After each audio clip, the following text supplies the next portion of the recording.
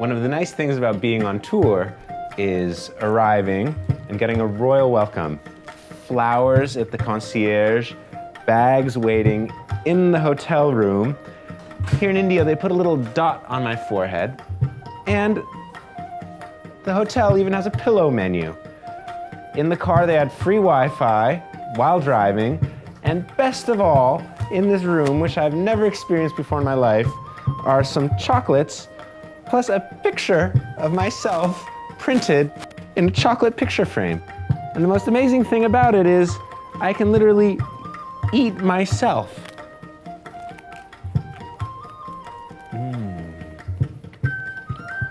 I guess you can call that the delight of traveling.